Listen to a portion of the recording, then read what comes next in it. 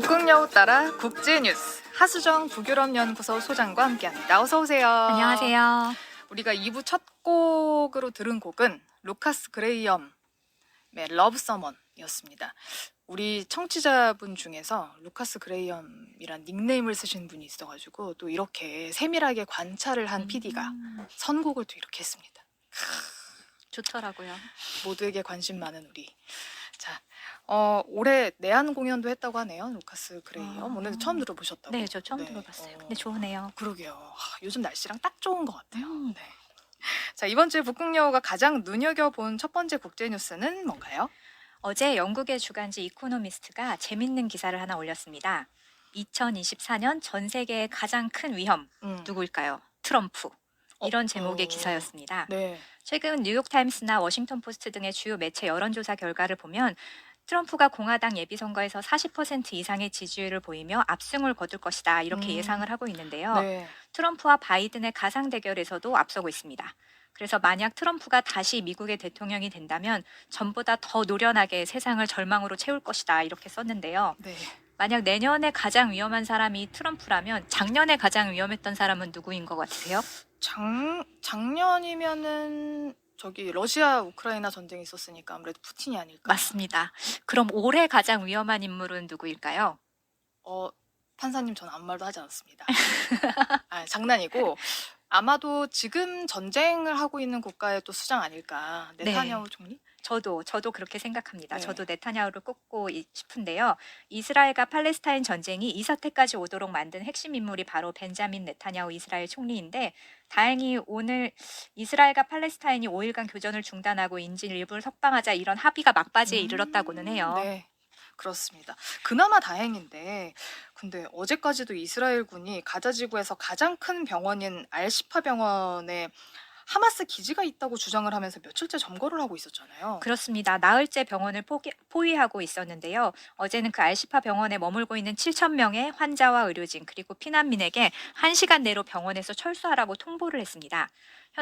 현재 가자지구 북쪽에는 연료 공급이 끊어져서 대중교통을 비롯해서 교통수단이 다니지를 못하는 상태거든요. 그래서 피난민을 비롯해서 이동이 가능한 사람들이 이스라엘이 점령한 탱크 화염 사이를 걸어서 대피를 하고 있더라고요. 그래서 영상을 보니까 대피 행렬을 보면은 절반이 어린이고 아이를 안거나 부모의 손을 잡고 대피 중이고 붕대를 감은 부상자도 있습니다. 네. 현재는 병원의 인큐베이터 등의 의료 장비에 의존해야 하는 환자 120명만 남아 있다고 해요. 아니 진짜 아무리 상식이 없는 곳이라고 그래도 어떻게 병원에다가 나가라고 얘기를 1시간 내로 나가라고 얘기를 합니까? 거기 다 그쵸. 환자들이 있는데. 그러니까요. 네. 근데 이스라엘군이 북쪽에 있는 가자지구 주민한테 남쪽으로 대피를 하라고 했었잖아요. 네. 근데 남쪽에도 공격했다면서요? 그러니까요. 이스라엘군은 현재 가자지구 북쪽은 완전히 장악을 했고 앞으로 3주 안에 남쪽도 다 점령하겠다 이렇게 밝혔는데요. 어제는 남쪽 지역에 폭격을 가해서 민간인과 어린이를 포함해서 26명이 숨졌습니다. 네. 현재 가자지구 주민은 말 그대로 도간에 든 쥐 같은 상황이에요. 그래서 남쪽으로 피하라고 해놓고 더 이상 국경에 막혀서 갈 곳이 없는 남쪽을 폭격하는 것에 대해서 비인도적인 공격이라며 주변국에서도 비난이 거셉니다. 지금까지 팔레스타인 쪽 사망자가 11,470명, 그리고 그중에 5,000명이 어린이라고 하고요. 네. 이스라엘 쪽 사망자는 1,200명, 딱 10분의 1이죠. 이런 상황이라서 아마 양쪽이 잠시 숨을 고르기 위해서라도 조만간 교전을 중단할 것 같기는 합니다. 네. 근데 미국은 이스라엘에 가장 가까운 우방이고 이스라엘은 그래도 미국의 눈치를 보긴 보잖아요. 근데 미국 입장에서는 중동과 척을 지게 되는 이런 작전을 승인했을 것 같지가 않은데. 예, 미국도 이스라엘의 병원 진압을 승인한 적이 없다며 발을 빼고는 있어요. 네. 이 끔찍한 전쟁의 배후에 있는 인물이 바로 이스라엘의 총리 벤자민 네타냐후인데요. 현재 상황을 보면 이스라엘은 이제 미국의 말도 듣지 않는 바이든도 통제를 할 수 없는 인물이 돼버린 것 같아요. 그래서 가자지구에 대한 가혹한 진압의 이유가 아마도 국내에서도 여러 가지 압박에 시달리고 있어서 그 돌파구로 삼고 있는 것 같은데 네. 오늘은 네타냐후가 어떤 사람인지 한번 얘기해 보겠습니다. 네. 저도 궁금했습니다. 근데 네타냐후 하면은 저도 얼마 전까지만 해도 자신의 사법 리스크 때문에 사법 개혁을 한다. 그래서 그 국민들에게 굉장한 반발을 받고 있다. 이런 뉴스를 보다가 갑자기 전쟁 뉴스로 넘어왔잖아요. 음. 와, 어떤 사람인지 좀 궁금합니다.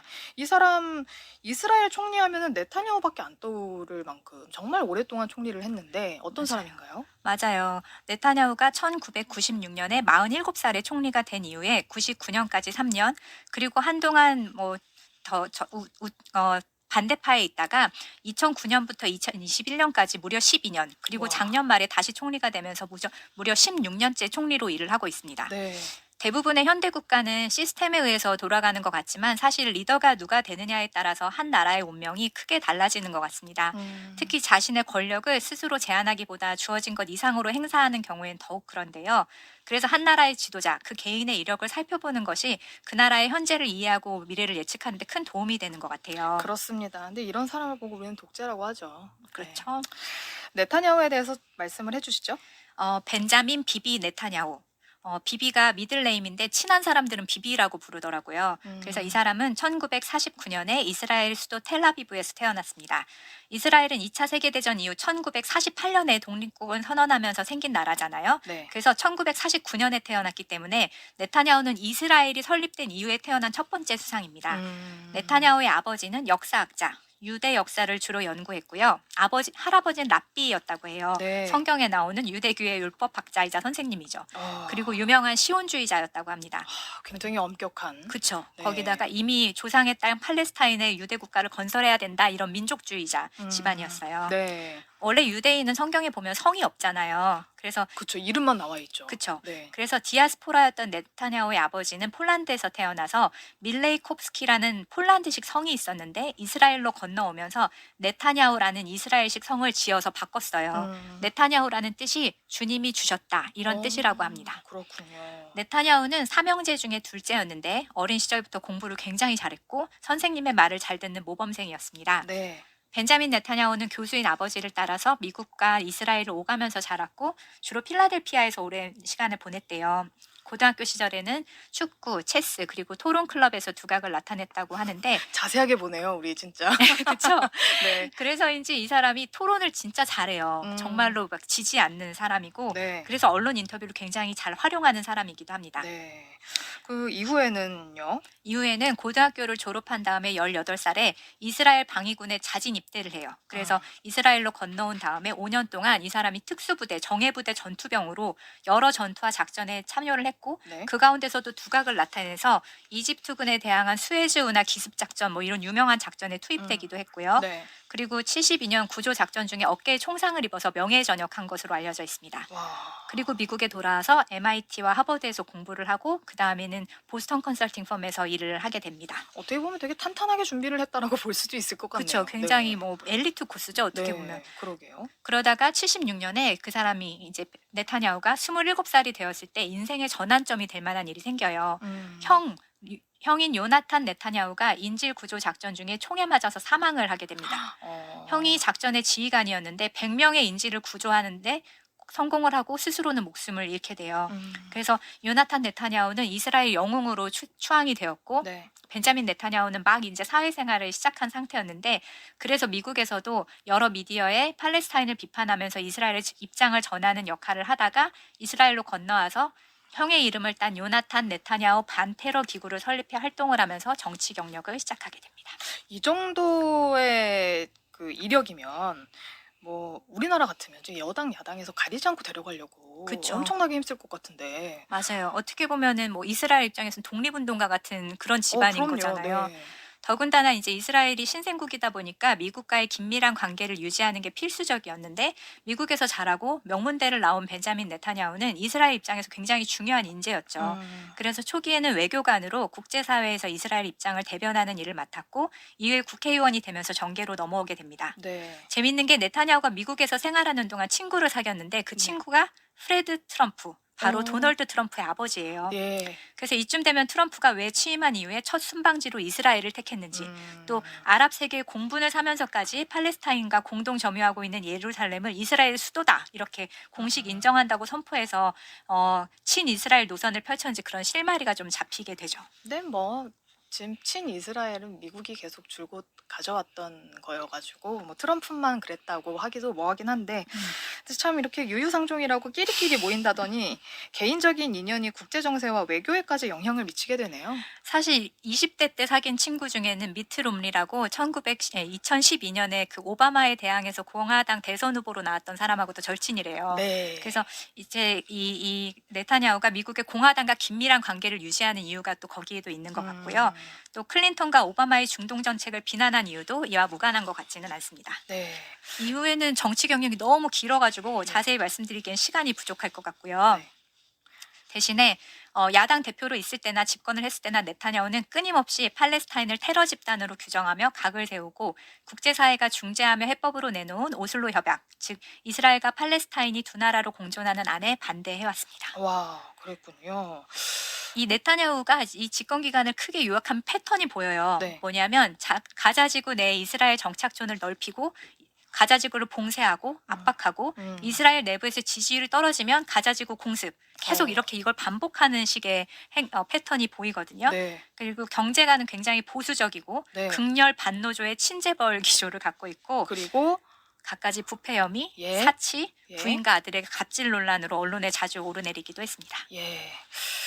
그 권력이 길면 부패는 따라오기 마련인데 네타냐후가 그때 이제 아까 잠깐 얘기했지만 네타냐후가 이후에 그 사법 개혁에 대한 반대를 하면서 그러니까 네타냐후가 사법 개혁을 하자라고 얘기를 하면서 네. 그 국민들의 반발이 엄청나게 컸었어요. 맞아요. 이것도 사실 개인의 욕심과 관련이 있는데요. 네타냐후가 여러 부패 혐의로 불체포 특권이 반드시 필요한 상황이거든요. 네. 그래서 권력에 대한 욕심을 놓지 못하는 거예요. 음. 네타냐후가 지난해 총리가 되자마자 주도한 사법개혁, 그러니까 법원의 판결을 국회가 무효화할 수 있도록 하는 건데요. 오. 내용을 조금 자세히 들여다보면 네. 대법원이나 헌법재판소에서 총리 탄핵 판결 또는 검찰총장의 직무 부적합 결정을 내려도 의회에서 무력화시킬 수 있는 법을 통과시킨 겁니다. 아마 대한민국 국민 대부분이라면 5년 전에 헌법재판소가 선고한 박근혜 대통령을 파면한다 이 네. 결정문을 기억하실 텐데 네. 이스라엘에선 만약 네타냐후가 어떤 혐의로 유죄 판결을 받아서 사법부가 탄핵 결정을 내려도 총리직에서 끌어내릴 수가 없게 된 거예요. 네, 그렇죠. 그래서 반발이 굉장히 많았는데 그 이후에 네타냐후는 어떤 활동들을 펼쳤나요? 제가 이 방송을 준비하면서 네타냐후 인터뷰를 굉장히 많이 찾아봤어요. 근데 어떤 사람이 아예 대놓고 이런 직설 질문을 던졌더라고요.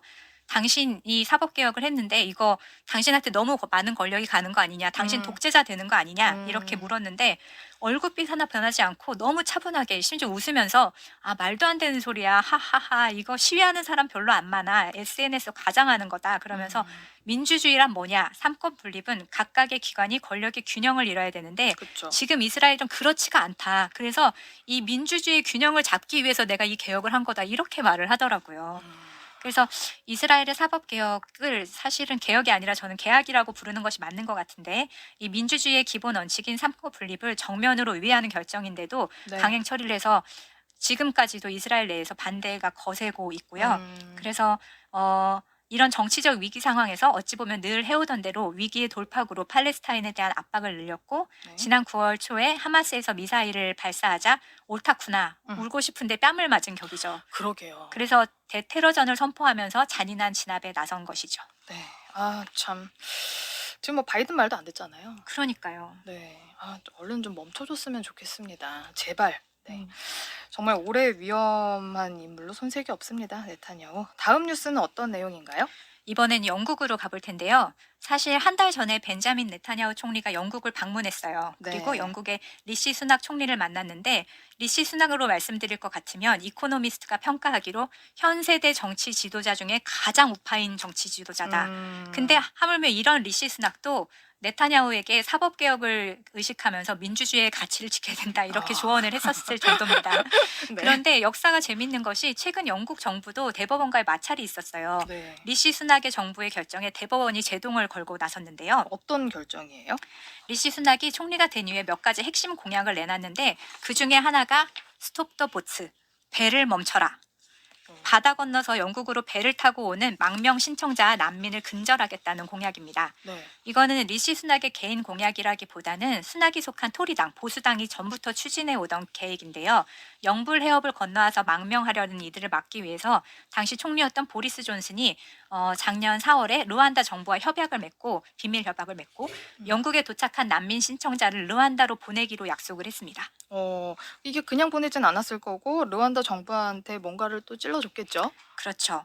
영국에서 보낸 난민을 르완다가 수용하는 대가로 1억 4천 파운드, 하나로 2,300억 원 가량의 검은 돈을 와. 르완다의 독재 정권에 이미 지불을 했습니다. 음. 이런 약속에 근거해서 리시 수낙은 더 이상 난민 보트를 받지 않겠다는 공약을 걸었고 실제로 난민 신청자 몇 명을 비행기에 태워서 르완다로 보내려고 했는데 유럽 인권 재판소의 막판 개입으로 취소가 된 거예요. 네.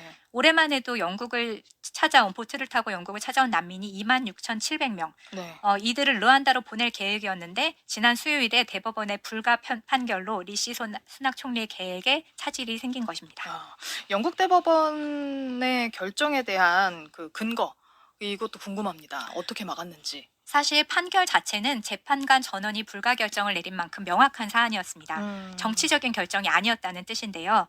난민을 수용하는 것은 국제법의 영역이라 영국이 난민을 재배치할 수 있는 권리가 있느냐 이런 것에 대한 다툼이었습니다. 유엔 난민 협약뿐 아니라 영국 국내법에도 전쟁, 핍박, 고문 등의 이유로 피난을 온 난민이나 망명자를 박해가 우려되는 국가로 송환해서는 안 된다. 이런 강제 송환 금지, 외교 네. 용어로 농 르풀망 원칙이 보장되어 있는데 영국이 이를 다른 나라로 보낼 권리가 있느냐? 이 질문에 법관 전원이 아니요 라고 답한 것이죠. 다행입니다. 법관들이라도 이렇게 잡아주셔서. 근데 원칙도 그렇지만 르완다라는 나라가 어떤 나라예요? 법원도 그 부분을 고려를 했는데요. 원칙적으로 안 될 뿐 아니라 르완다가 난민을 공정하게 대우할지 또 이들을 본국으로 재송환하지 않을지에 대한 우려가 판결문에 포함되어 있었습니다. 네. 재판부는 유엔 난민기구가 제출한 보고서를 참조를 했는데 르완다의 안전 문제, 열악한 인권, 불안한 의사결정 시스템을 지적했습니다. 르완다는 과거에도 이 나라가 돈을 버는 방식 중에 하나였던 것 같아요. 돈을 받고 난민을 받아들인 적이 있는데 2013년에 수백 명의 난민을 이스라엘로부터 인도받은 후에 조용히 이웃 아프리카 나라로 추방을 해버렸었다고 해요. 그래서 이런 사례를 들면서 영국이 난민을 르완다로 보내면 다른 위험한 곳으로 재송환될 위험이 있다 이렇게 판단을 한 거죠. 네. 거기다 보수당에서는 르완다가 안전한 곳이라고 주장을 하지만 이 계획을 세우는 초기 단계인 2020년에 이미 르완다 주재 영국 대사관에서 르완다의 인권 상황이 굉장히 열악하고 정부에 반대하는 활동가가 소리 소문 없이 사라지거나 처형되는 일이 있어서 이 계획이 적합하지 않다라는 의견을 보낸 기록이 있었다고 합니다. 네. 참 리시 수낙 총리의 앞날도 평탄하기는 좀 힘들 것 같습니다. 네. 그 밖에도 이번 주에는 사실 바이든과 시진핑의 정상회담 소식이 좀 큰 소식이었고 또 그에 있어서 그 회담을 마치고 협약을 잘하고 나와가지고 바이든이 독재자 맞다고 얘기해서 또 많은 사람들이 그러니까요. 관심을 받기도 했습니다. 네, 회담 내용 자체보다 그런 부가 뉴스가 많았고 네. 또 오늘은 아르헨티나 대선 결선이 있는 날이고요. 또 어제는 필리핀 민다나오 섬에서 규모 6.7의 지진이 발생해서 최소 6명이 숨졌다고 합니다.